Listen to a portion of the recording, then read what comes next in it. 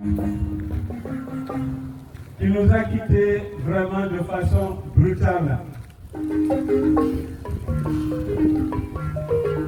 Et en tant que Kambou, moi me donner mal d'art, tout n'a pas fait, il n'a pas ni mouraté.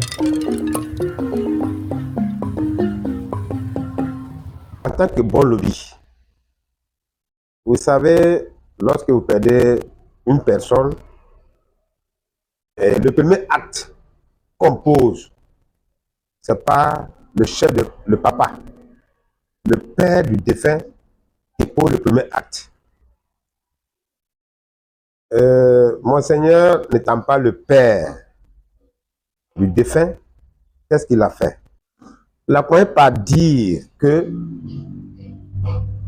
en tant que parent plaisanterie, il prend les feuilles, la cendre. Ça, c'est pour demander à parler au nom du papa. Parce que le papa qui a le droit de parler et de donner le feu vert pour faire les funérailles.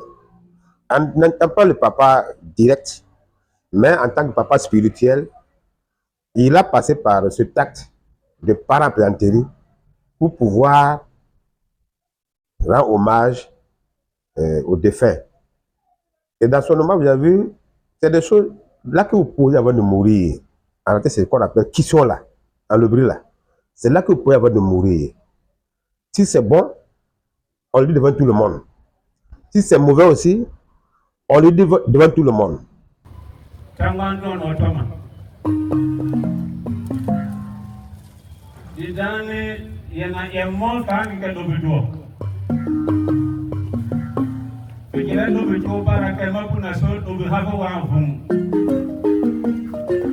Ce qu'on appelle couramment un témoignage ou une communication avec le défunt.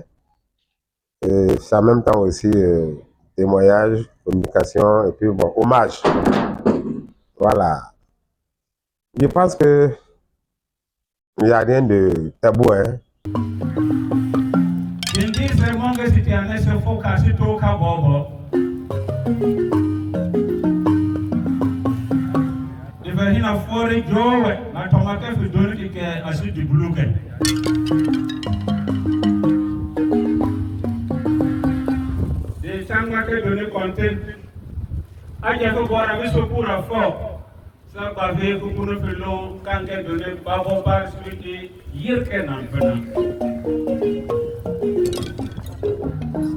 Et si je dois pousser très loin, comme je l'ai dit, en pays le quand un homme ou bien une personne décède, c'est le papa qui va au balafon et qui exprime ce qu'il sent intérieurement par rapport au départ de son fils. Et lorsque on va au balafon, tous les parents viennent écouter. En fait, c'est des messages. Des messages. De bons messages ou de mauvais messages. On doit assurer que c'est des messages. Donc, quand il va, le papa va, une fois qu'il finit de lancer son message, en même temps, il jette le courrier. Le balafon, en fait, ne fait que reprendre ce que la personne dit. Et c'est ce balafon, effectivement, aussi qui entre en communication avec ceux qui sont morts. Vous allez voir, il va dire, par exemple, son fils est décédé, peut-être c'est telle ou telle chose, mais une fois qu'il va arriver auprès de ses parents défunts, voilà ce qu'il faut leur dire. Et puis, en même temps, il donne aussi ce qu'on jette souvent, le courrier, c'est pour permettre à la personne qui est décédée d'avoir un petit avoir pour pouvoir cheminer vers les ancêtres qui sont déjà morts. Voilà. Comme chez nous, on dit, quand tu meurs, tu vas seulement au Ghana, on te trouve au Ghana, tu passes par la rivière. Et ce qu'on vous donne, ça vous permet effectivement de pouvoir faire le voyage.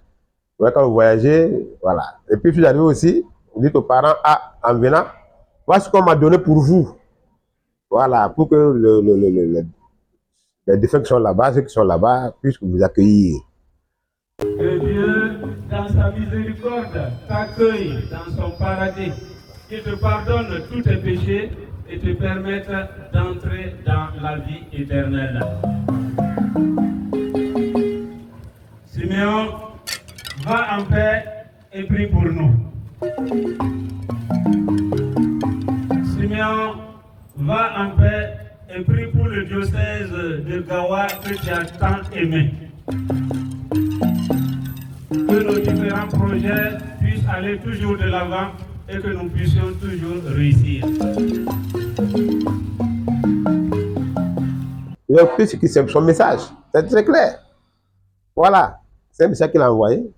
Bon, tu as été pendant des années très serviable. Tu as en tout cas été donné pour que la paroisse puisse vivre. Tu es resté, malgré que tu es Dagara, tu es resté en pays lobby ici parce que tu penses que tu es lobby comme tout le monde. En ce moment, auprès du Seigneur, il faut intercéder pour que notre paroisse puisse toujours vivre dans la joie. C'est un message qu'il a envoyé, c'est un témoignage. En même temps, alors, une prière, voilà, une prière pour que, bon, au moins, la cohésion puisse toujours régner dans les choses. Ça n'a rien à voir avec l'histoire de Satan, l'histoire de fétichisme. Non, en fait, chacun vient effectivement pour dire, bon, voilà, tu n'es plus là. Mais ceux qui sont vivants, il faut aussi penser à les protéger. Et on envoie un message fort.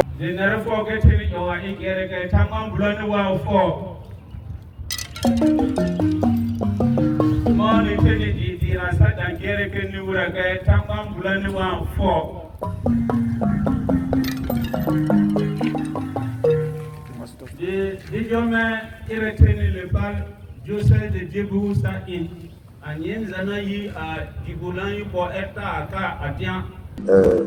Monseigneur Kambou a démontré que quelque part au niveau de la culture, il ne faut pas confondre la religion. Ce qu'il a fait, c'est purement culturel. Vous voyez, quand on perdait un homme très important dans le pays lobby, comme son rang, vicaire général, c'est pas n'importe qui.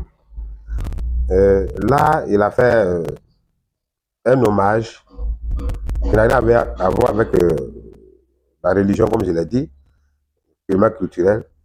Et un moment aussi où, tu vois, de communication avec même ceux qui sont venus pour les funérailles, mais avec le cadavre, mais avec tout le monde. En ce moment, alors, lorsque les funérailles finissent, on sait au moins que chacun a dit ce qu'il pensait, voilà, ce qu'il avait comme chose, comme amitié, comme autre chose, avec relation avec le défunt. Et puis, je pense que c'est des moments, c'est coutumier en fait, c'est devenu coutumier parce qu'à chaque funéraille, il faut au moins le faire.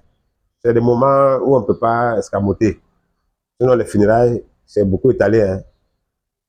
Souvent aussi, même sans le balafon, s'il n'y a pas le balafon, il y a un qui parle, l'autre répète, l'autre reprend. Voilà, un qui parle, l'autre reprend, c'est comme une communication. Voilà, et puis souvent, même avec là où le père ne peut pas faire, l'interrogateur qui peut pas faire, le mec qui peut pas faire, c'est avec le corps. Si on parle le corps, on interroge, là-bas au moins, ce côté, il ne peut pas rentrer dans ça, parce que au moins c'est purement la religion traditionnelle. Interroger le corps, envoyer un message au corps pour dire, bon, voilà, qu'est-ce qui est arrivé, de quoi tu es mort, quelles sont les causes, tout ça là. De ce côté, il ne peut pas rentrer dedans. Parce que ça, c'est purement la religion traditionnelle. Sinon, les autres aspects, je pense que, quelle soit la religion, on peut le faire.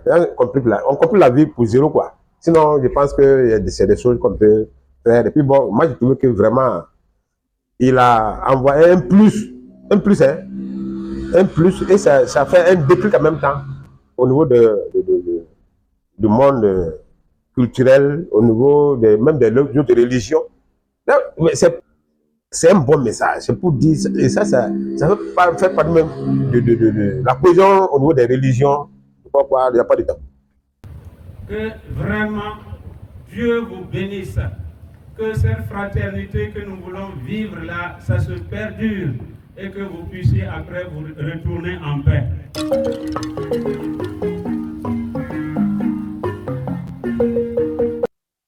Monseigneur Olokambu est un homme de culture. Il a vraiment des connaissances assez poussées au niveau de la culture en général et la culture lobby en particulier. Ce qu'il a fait n'a rien de tabou, de totem, mais c'est en tout cas de fond de cœur qu'il a rendu un hommage à celui qui est décédé et il intercède entre les hommes et puis le Tout-Puissant. Voilà, donc je pense que c'est un acte qu'il a posé, qui est normal, qui est culturel. Voilà, je pense que ça c'est un exemple qu'il donne pour effectivement cette barrière qu'il y a entre les religions. Voilà, je trouve que c'est vraiment bien posé.